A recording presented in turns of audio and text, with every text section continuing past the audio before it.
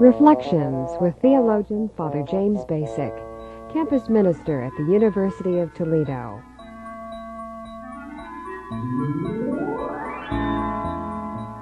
We begin to see that once we've got this technological capability of producing life by uniting sperm and ova in a dish outside the womb, we now have new problems that occur in relationship to single people who want a child in this way, or we could talk about a lesbian couple or homosexual couple who might want to do this. And my prediction is that within a number of years, there will be a clamor along this line. Maybe it's already occurring, I really don't know, and there'll probably be clinics wanting to open up and to allow this kind of thing.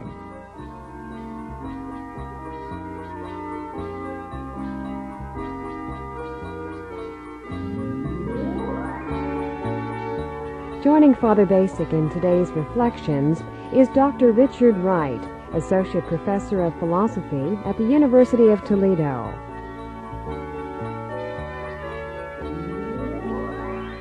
Today's Reflections focuses on the topic of reproduction and the single person. Here's Father Bacik.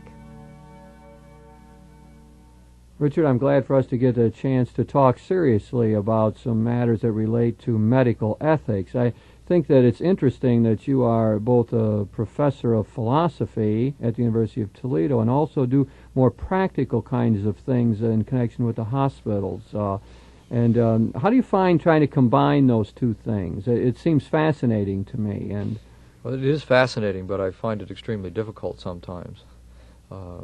The thing we have to do is combine the practical aspects of philosophy with the practical aspects of daily medical practices, and making the connection is often very difficult because philosophy is so abstract. You know, we are perhaps try to make it less abstract here as we try to discuss some of this. Why don't we look a bit at the morality of this whole process that they call in vitro fertilization, and relate it to single people and other situations, maybe homosexual relationships and so on, because today we now have the technological capabilities of uniting sperm and ova outside of the wife's or woman's womb, and then implanting that back in the womb and having that those cells grow to term and to produce a baby in this way. And this is being done with married couples in the United States, and I think there's over 20 of such women pregnant right at this time, done under very carefully supervised situations and with careful criteria in use. Things like the fact that these two people are in a stable marriage, for example. But you and I were at a conference recently when the whole topic was along that line, but other questions kept getting raised, and that is the question of whether single women should be allowed to do this or not. And there was one member at the conference arguing rather vigorously for the fact that single women should be allowed to do this. And I guess we could begin to think of single men doing this as well, and finding a surrogate mother to take over the role of bringing the child to term then. So we begin to see that once we've got this technological capability of producing life by uniting sperm and ova in a dish outside the womb, we now have new problems that occur in relationship to single people who want a child in this way, or we could talk about a lesbian couple or homosexual couple who might want to do this. And my prediction is that within a number of years, there will be a clamor along this line. Maybe it's already occurring, I really don't know, and there'll probably be clinics wanting to open up and to allow this kind of thing. And we heard yesterday some people arguing rather vigorously in favor of that. Just with that much intro, do you want to comment on the state of the question there so far, or? Well, I think there's a number of different questions involved. One has to do with the expansion of a technology which is not at least prima facie morally objectionable to areas where it's clearly morally questionable. So we have that one question. To stay with that just a moment, okay. I guess there are many moral theologians who would agree that for a husband and wife, when there is a pathological condition like the wife has a blocked fallopian tube and therefore cannot get pregnant in the ordinary way, that this use of the in vitro fertilization, that is in a dish outside the womb uniting the sperm and egg, that this is a legitimate procedure. There are many good theologians who do allow that, and in my own Catholic tradition, I think of Charles Curran as one moral theologian who has written explicitly on this and finds that to be an unobjectionable kind of procedure. So while we get a difference of opinion, some moralists very much against it, we find others who are saying, okay, let's do this, that in that case you're using the sperm of the husband and the ova of the wife, that's all right.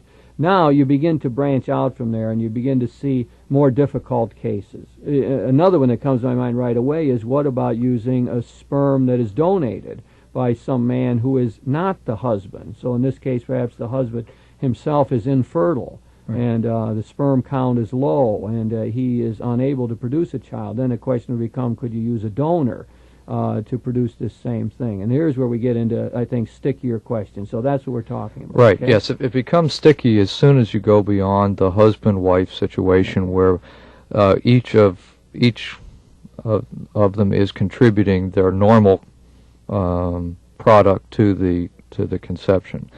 We talk, I mean, there are already sperm banks for donors of sperm.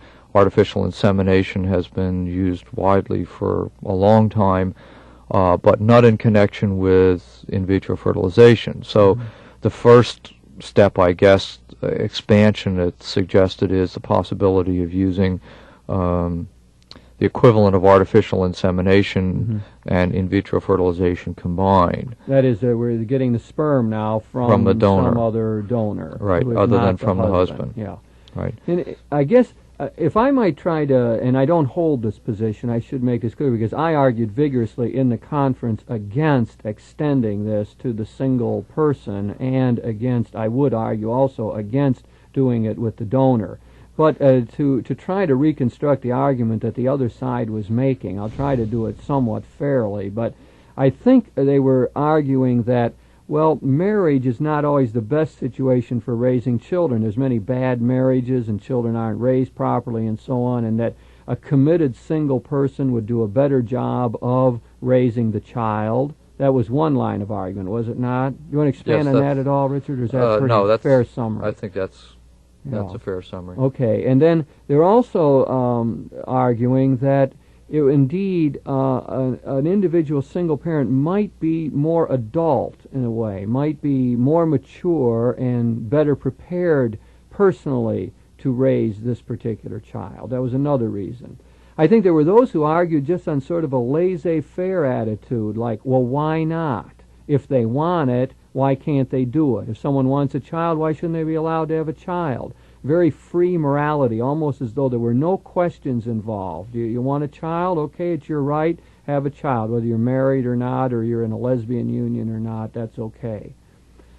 What about any other arguments that you remember that they were the other one that I recall was the psychological argument. That is, that in terms of resolving psychological difficulties or promoting psychological development, it might be important for a woman to have a child.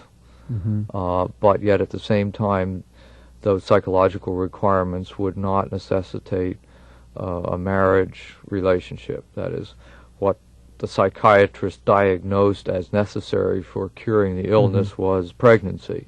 So it becomes somewhat of a prescriptive pregnancy, as opposed to what we might call a desirous pregnancy, where the criterion was prescribed by the health situation yes, of the woman. Right. That was so the argument. It would be the same. You go to your physician and he says, take 2 aspirin 3 times a day and call me in a week. In this case of pregnancy, yes. The doctor says get pregnant. Get pregnant and come back after you've had the baby, and then we'll go on with your therapy. It's that kind of a situation. That I don't want to make it sound flippant, but it tends to sound that way, I think, because of the way we normally understand therapy. But that it falls into the same category of therapy as the sex clinic, the Masters and Johnson sort of clinic, where the engaging in certain activities is taken to be therapeutic, and thus the requirement for therapy overrides any requirement for morality. you really want to make, this is going to sidetrack us for a moment, I don't know if I want to make that harsh a judgment on something like the Masters and Johnson approach to sex therapy. I mean, it seems to me that there's something good in the approach that they take. I always liked the idea of that when they're dealing with married couples. Now. Sure, no problem there. Okay, yeah. You were off when you were on something else. Single people involved. Sure, single people, people who take themselves to be dysfunctional out of a marriage situation. But they do terrific work with married couples. Oh, no question about that. In trying to relieve the pressures from them and to help them to function better sexually. Sure. No, that's an aside. Let's get away from that again. I thought of another argument that was generally used was, well, why limit it to married couples? That's what was thrown back to me, I think, as arguing on the other side all the time. Why limit it to the married couples? So you think we got the arguments out there fairly clearly? I think that's so fairly... that a single person ought to be able to have a child, and if there is a single woman whose fallopian tubes are blocked and she couldn't have a child in a normal way through the act of intercourse, that the ovum could be extracted and linked with some man's sperm and then implanted in her womb. She would carry the child and be the mother of the child. And remember that someone was arguing, too, along the lines that might be preferable to a single woman sort of going out and just having sex with anybody in order to get pregnant, that some women would find this to be a preferable kind of procedure, less degrading in a way. A lesser of evils, kind of. Again, I think it's important to remember we're talking about a minority of women in our culture who suffer from this pathology, right? That's right. And the larger question of why anyone else ought to be interested in it is because of the questions it raises for us as a whole about what kind of culture do we want to have, what kind of a society, are we going to have a society where we want single people to have children in that way? Do we want to be that technologized, that is, functioning more with technology than very human kinds of ways, like the act of intercourse, for producing children? So it has larger ramifications, and what we got to remember, and the average person has to remember, is this technology will be available, and it will be more and more talked about and made use of as the years go on. Right. Let me try to... Okay, you want to say something? No, go ahead.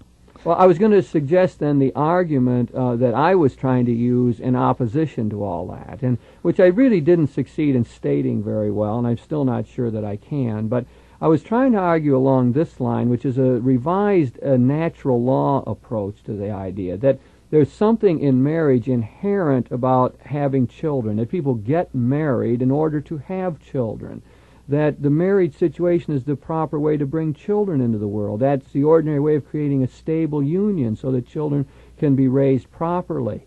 And that therefore there's a predisposition to say that, yes, we could go in there and try to do some medical procedures so that a couple could accomplish what they got married for in the first place, or one of the reasons they got married in the first place, in addition to showing love to one another, was to produce children. In response to someone, I said, the analogy is to me like this, that if someone wanted to fly a human being and, we were supposed to spend millions of dollars making them wings or something, we'd say, well, that doesn't make sense to do. But if a human being, his legs are bad, we go to great lengths to try to make sure that they could still walk. And I think the difference is that because human beings are expected to walk, that's what most of us do. And therefore we'd like to see all the humans be able to do that. But none of us can fly like that, so why do it? And to me it's something similar to that. Marriage has built into it the idea of having the children, the stable union to bring them up. The single life doesn't have that. It seems altogether different to me. Do you want to... Yeah, I would agree. I think, again, we go back to a confusion between two different uses of the same term. That is, we use the term marriage, and in the sort of natural law theological sense, what this means is a kind of metaphysical union of the husband and wife. That is, they join in a sense of oneness which somehow transcends their physical dualness. That they link up somehow in a way that's inexplicable, but that it gets done, and that's what marriage is all about. Now, if we look at the legal side of marriage, that is, if we view marriage as a legal thing, then that isn't there. That is, the legal view of marriage is simply that marriage is an official state that's a result of an appointed person saying appropriate words. and that there isn't this oneness. The dualness is there, but it's a different kind of dualness. Now it's a legal dualness. All right, so we get these two different senses of marriage that are involved here, and I think the people that argue for in vitro fertilization for single persons are thinking of marriage in the legal sense and saying that the love for children and the willingness to have children doesn't depend on that kind of legality. And then what they're missing is the metaphysical sense of the theological sense of marriage, such that they then go to the wrong conclusion. Well, since it isn't legal, then it's okay to do it singly, whereas in the theological sense of marriage, it's not the legal that counts, okay, and you can't do it singly. That's an important distinction you're making. I think it's a broader notion of marriage, isn't it, that wants to see marriage really as a covenant of love, to use theological terms, that it's a real joining of two people in a mutual kind of sharing, and has a lot more to it than just the paper that is given, or the certificate, or even the wedding day. That it really is this union in which the people are trying to communicate better with one another and share a life completely and give themselves over completely to the other person and find their fulfillment in doing that. It's interesting, though, that kind of point is made in favor of singles or unmarried couples. The argument being that it's not the piece of paper that makes a marriage and a union, and so therefore someone who is or a couple that is not legally married can be married in the true sense. So we get into that kind of controversy too. Up to now, they've kept away from that in terms of the in vitro fertilization by restricting things to marriage. But clearly, as there are more and more single persons raising children, that's going to become more and more of an issue. Surely, and that was kept pointing out in the conference continuously that was on the rise. There's more single people in the world today, more singles wanting to live alone and preferring that lifestyle, and many people single because of their situation. One of the times I sort of challenged the phrase single parent. I did it sort of facetiously because we all know what it means. Single parent means that one parent's raising a child, but in another way, there aren't any single parents. There's no one person who's brought a child into the world. There's always two. And it seems like both have a sense of responsibility for that child. Someone brought that up in the conference, and saying, well, why, what about the father in this case? I mean, aren't any rights accorded to him? And how can we just rule that out? How can we just absolve a father of responsibility for the youngster? And maybe isn't there something inherent that would make the donor of the sperm interested in the offspring? And there's a question, too, of wanting to know one's heritage. Remember that argument, too? Let's save that for just a minute and stay with the first one that I talked about. Yeah, I wanted to make a point about that because it seems to me that the question of moral responsibility is really where the basic issue lies in terms of the single person. Because if we're going to talk in a natural framework, or the framework of a natural law kind of approach, an approach of rights and so on, rights have inherent counter obligations, counter duties. So if a person has a right to have a child, then they also have a duty towards that child. And part of that then goes, if we have a donor, the person has no responsibility. But there's a sense in which that isn't possible. That is, since they are the cause, they must necessarily have responsibility. And the single person becoming pregnant then ignores that responsibility, and it places the total responsibility upon the single person. And it seems to me that then that doesn't give the balance of responsibility which the morality requires, upon which the rights depend. Yes, I think that one of the doctors pointed out that the species has arisen out of pairing in the animal kingdom, and that's continued to be the way it is. I mean, you still need two to produce the offspring, and that biological fact has weight. In other words, I think that it's true, isn't it, that morality somehow is rooted in biology and who we are and the reality in which we live. You can't go too far with that, and I really object to it going too far with it, and yet there's something true about it, it seems to me. The fact that it takes two to produce the offspring in the physical, sexual order of things, that carries weight as we do our morality. I mean, you just can't take one part of that pair and just slough them off, it seems to me. Yeah, you can't ignore it. You cannot just ignore it. No, I don't think it's a final kind of argument. You could think of situations where one parent has just acted terribly and never met responsibilities and so on, and that the other parent is simply has to raise the child and almost does it entirely, and the person has sort of ruled themselves out by their poor actions. They're simply not humanly part of the raising of that child. Surely we see that happen. But there is a predisposition in my own mind to say that the pairing and the bonding is important, and it's one of the reasons why I don't think that we should think that it's all right for single people to be having children in this way outside the womb. Yeah. You know, I think part of what we're involved in here is a mistaken view of what morality is all about. That is, the large portion of people seem to take as fact the kind of survey data information approach to morality. That is, you determine what's morally correct by seeing what's acceptable to society. And there's something to be said for that, but that's like the biology. You know, there's more to it than just that. And we can think of all the atrocities in the world that have taken place that were acceptable to the society in which they took place. And I think those have to give us pause. What people seem to be concerned about is their freedom to make decisions for themselves. They don't want to have other people in... one of the things that somebody said at the conference yesterday was, I can't impose my morality on someone else. Yes. And my response to that is, well, why not if they're wrong? Right. Okay? And that kind of person would say back to me, but, well, who are you to say that they're wrong? Everyone has their own set of values, and everyone has their own moral convictions. Well, both of those things are true, but it doesn't follow logically from that then everyone can do whatever they want to do. Don't you think that was something missing in a lot of the argument, was the larger societal context and the communal importance of all of this? I mean, it's not just one man and one woman wanting a child. It's not just this single person wanting a child. There are ramifications to all this. It's got something to do with the type of society we live in, the feeling and the culture, the moral tone that exists in our whole world.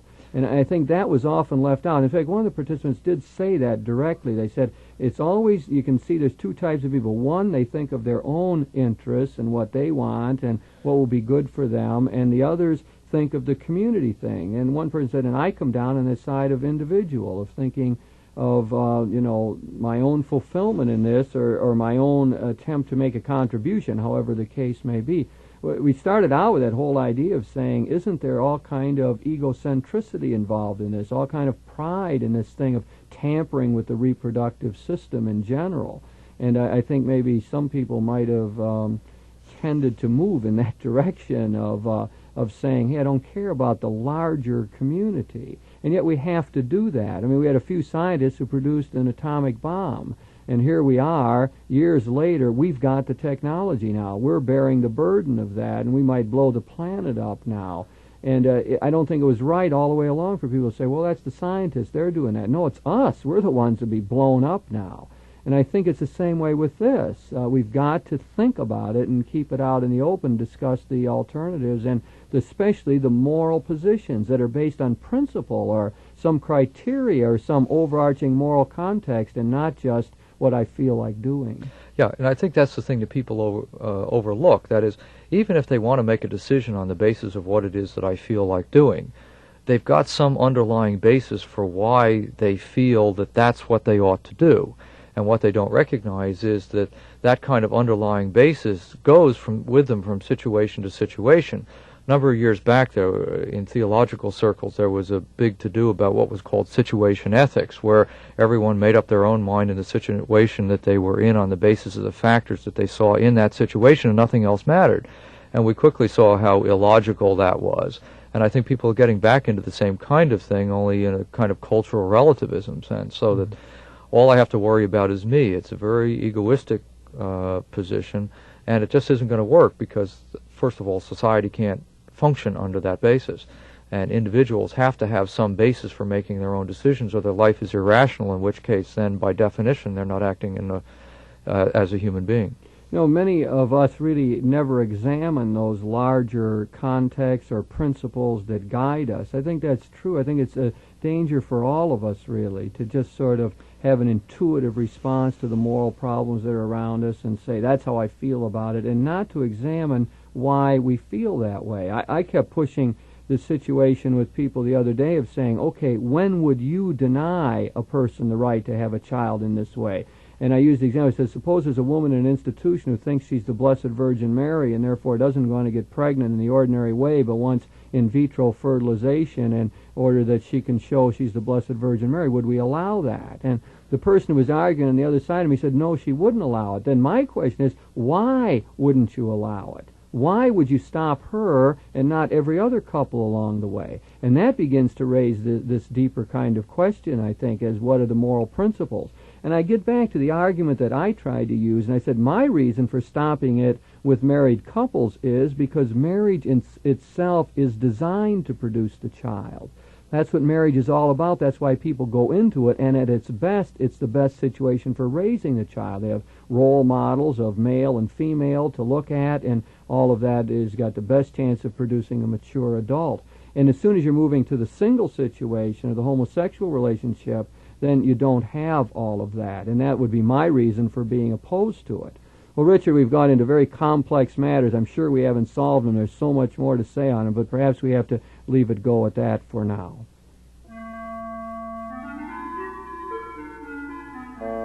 You've been listening to Reflections with your host, theologian Father James Bacik, campus minister at the University of Toledo.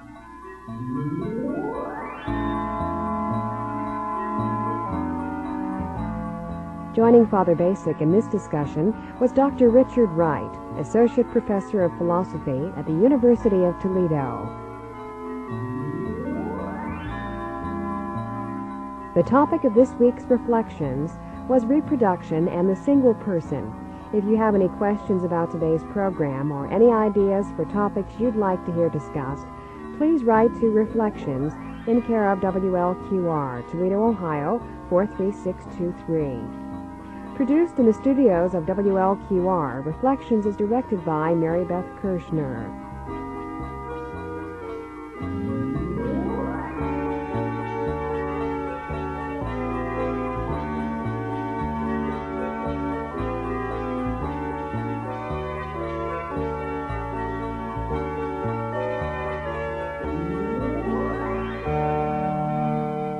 Reflections is brought to you by the Genesis Radio Network.